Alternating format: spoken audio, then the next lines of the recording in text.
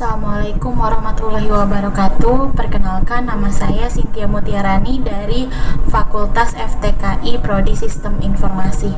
Nah, di sini saya akan menyelesaikan tugas 2 saya, Cyberspace K01, dan mengambil materi mengenai revolusi industri 4.0 atau 4.0.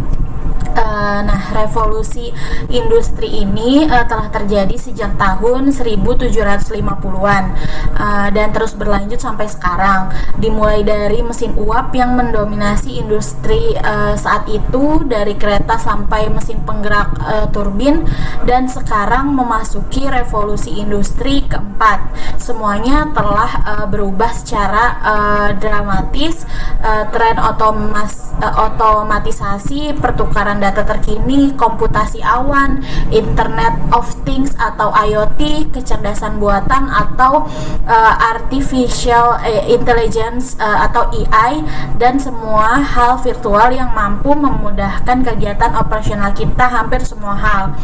Nah, perkembangan revolusi Industri 4.0 itu antara lain ada automation, big data, cloud computing, autonomous, IoT, dan data management. Nah, dalam revolusi industri 4.0 setidaknya ada ilmu teknologi yang menjadi pilar utama dalam mengembangkan sebuah industri siap digital, yaitu Internet of Things, big data, artificial intelligence, cloud computing, dan additive manufacturing. Nah, yang pertama yang saya akan jelaskan di sini itu adalah Internet of Things atau IoT. Nah, IoT itu merupakan sistem yang menggunakan perangkat komputasi, mekanis, dan mesin digital dalam satu keterhubungan atau interrelated connection untuk menjalankan fungsinya melalui komunikasi data pada jaringan internet tanpa memerlukan interaksi antar manusia atau interaksi manusia dan komputer. Nah, sistem IoT mengintegrasikan 4 komponen, yaitu perangkat sensor, konektivitas, pemrosesan data, dan antarmuka pengguna. Nah, contoh aplikasi IoT di Indonesia itu ada Goes atau IoT untuk bike sharing, e-fishery atau IoT pemberi pakan ikan otomatis, atau Clue IoT untuk smart city, dan Hara atau IoT untuk pangan pertanian. Nah, itu penjelasan untuk IoT. Selanjutnya di sini saya akan menjelaskan mengenai big data.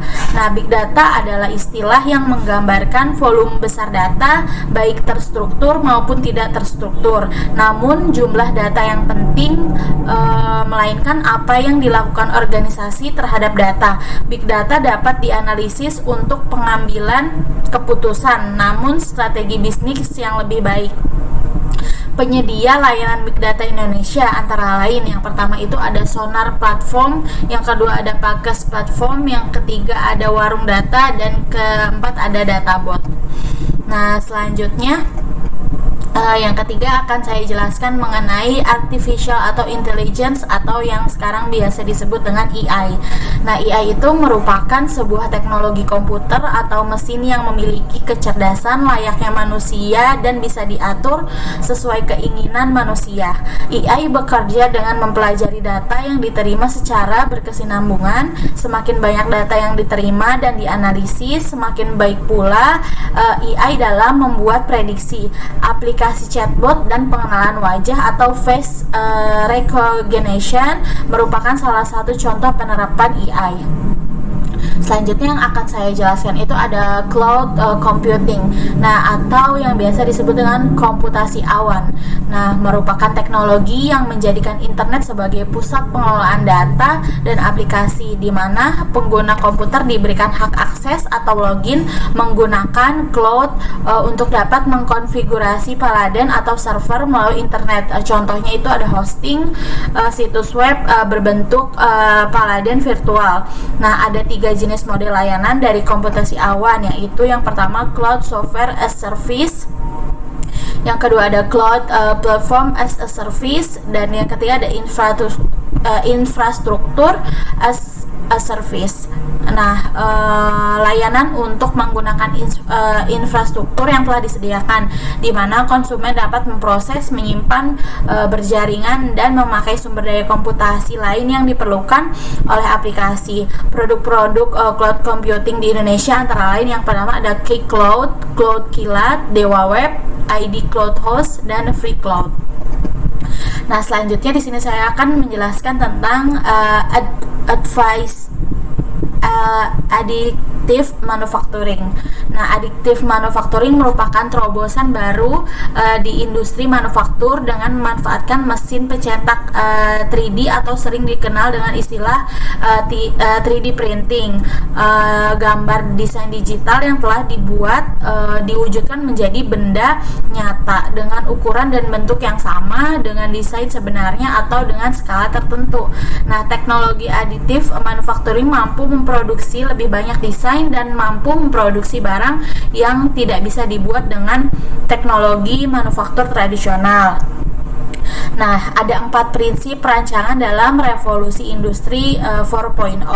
Prinsip-prinsip ini membantu perusahaan mengidentifikasi dan mengimplementasikan skenario-skenario dalam revolusi industri 4.0. Yang pertama ada interoperabilitas atau kesesuaian, kemampuan mesin, perangkat, sensor, dan manusia untuk berhubungan dan berkomunikasi dengan satu sama lain lewat Internet of Things atau IoT atau Internet of People atau IOP. Yang kedua, IoT akan mengotomatisasikan proses ini secara besar-besaran. Nah, yang ketiga, transparansi informasi, kemampuan sistem informasi untuk menciptakan salinan dunia fisik secara virtual dengan memperkaya model pabrik digital dengan data sensor. Prinsip ini membutuhkan pengumpulan data sensor mentah agar menghasilkan informasi konteks bernilai tinggi. Selanjutnya yang keempat itu bantuan teknis. Nah, yang pertama, kemampuan sistem bantuan untuk membantu manusia dengan mengumpulkan dan membuat visualisasi informasi secara menyeluruh agar bisa membuat keputusan bijak dan menyelesaikan masalah genting yang mendadak. Ya, yang kedua, kemampuan sistem cyber fisik untuk membantu manusia secara fisik dengan melakukan serangkaian tugas yang tidak menyenangkan, terlalu berat, atau tidak aman bagi manusia. Yang kelima, keputusan mandiri, kemampuan sistem cyber fisik untuk membuat keputusan sendiri, melakukan tugas semandiri mungkin bila terjadi pengecualian, gangguan, atau ada tujuan yang berseberangan, tugas didelegasikan ke atasan. Untuk teknologi di sekitar kita telah berevolusi, membawa harapan pelanggan dengan mereka. Ingat, usia 20 tahun yang lalu tidak ada perusahaan seperti Google, Alibaba, Facebook, Twitter, YouTube, Uber, Airbnb, Salesforce, Snapchat, Instagram, dan lain-lain. Di sini korelasinya dengan bisnis adalah layanan yang diberikan perusahaan-perusahaan di atas telah meningkat standar untuk pengalaman pelanggan. Bagaimana berpikir pelanggan akan rela menunggu ketika mereka terbiasa dengan kecepatan interaksi di sosial media atau ketika jawaban untuk pertanyaan apapun dalam satu pencarian Google. Nah, untuk data adalah mata uang baru. Hampir dari kita semua sepakat bahwa inovasi secara umum akan membawa manfaat banyak bagi kehidupan manusia. Salah satunya adalah mempermudah urusan dan pekerjaan manusia. Namun, bagaimana manfaat inovasi di bagian bisnisnya? Nah, tentunya para pebisnis dan pengusaha akan selalu berusaha untuk mencari cara-cara baru dalam meningkatkan bisnis mereka. Mereka harus menemukan cara untuk menyelesaikan masalah, meningkatkan produktivitas karyawan, dan menyaingi para kompetitor dengan sangat baik. Nah, solusinya untuk masalah tersebut adalah mendorong kreativitas kita yang kita miliki dan berusaha mewujudkan inovasi-inovasi baru. Singkatnya, tanpa kedua hal tersebut kita akan selalu terjebak dengan metode lama yang tidak akan menghasilkan inovasi apapun. Nah, di sini juga beberapa contoh inovasi pembelajaran mesin yang digunakan berbagai macam industri. Yang pertama itu ada retail, yang kedua ada manufaktur, yang ketiga ada agen perjalanan, yang keempat ada medis. Selanjutnya di bagian transportasi, layanan transportasi berbasis daring telah ada di berbagai sektor industri, mulai dari sarana transportasi untuk penumpang dan barang, layanan seperti Gojek, Grab, Uber, dan lain-lain. Itu dengan salah satu layanan ini dapat menggunakan ponsel. Nah, untuk pesan mobil, lacak kendaraan, dapat informasi, dan lain sebagainya. Kemudian untuk retail, dalam retail personalisasi mengubah segalanya. Penjualan, layanan, pemasaran berada dalam satu garis dan menciptakan pengalaman konsumen yang lebih personal. Tentunya hal ini didukung oleh kecerdasan buatan atau artificial intelligence atau AI. Revolusi industri merubah itu semua. Nah, agen layanan pelanggan virtual dapat menjawab pertanyaan konsumen dan membuat rekomendasi cerdas untuk pelanggan. Algoritma pembelajaran mesin dapat menganalisis miliaran sinyal untuk merekomendasi panggilan layanan pelanggan ke agen yang paling tepat. Nah, selanjutnya dalam keuangan, lembaga keuangan juga termasuk jenis usaha yang terkena dampak revolusi industri. Banyak lembaga keuangan menggunakan kecerdasan buatan untuk mendeteksi penipuan dan ekuitas penelitian. Mereka bahkan menggunakan data dari pembelajaran mesin untuk mengelola hubungan klien. Misalnya, dalam siklus penjualan, memutuskan tindak terbaik berikutnya. Selanjutnya, revolusi industri dalam asuransi. Industri asuransi mulai menggunakan data dari perangkat yang dikenakan untuk memantau kesehatan dan sensor melacak kebiasaan mengemudi untuk menentukan harga dan mendorong kebiasaan yang lebih aman bagi pemegang polis. Orang-orang yang dengan kesehatan lebih baik atau catatan mengemudi yang bagus tentunya membayar premi lebih sedikit. Nah, selanjutnya revolusi industri bagi pertanian. Nah, sistem mesin bertenaga AI dapat mengukur populasi tanaman dan mendeteksi gulma atau hama tanaman dan menggunakan penyemprot robot untuk secara tepat menerapkan herbisida. Tanaman rekayasa biologis mengarah ke hasil panen yang lebih besar dan obat-obatan baru. Nah, untuk revolusi industri 4.0 untuk kesehatan itu obat presisi membantu dokter menganalisis urutan genom pasien, riwayat medis, dan gaya hidup. Informasi itu ditambah dengan data demografi dari sekelompok orang dengan kondisi serupa serta penelitian terbaru, membantu dokter menciptakan perawatan dan terapi pencegah yang unik bagi seorang individu. Nah, itu saja yang bisa saya sampaikan.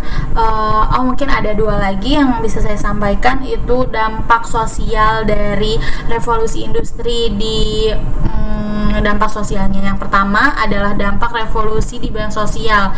Nah, mungkin ini dampak revolusi yang paling mudah kita temui di sekitar kita. Revolusi industri 4.0 merupakan proses perubahan penggunaan tenaga manusia menjadi penggunaan teknologi mesin.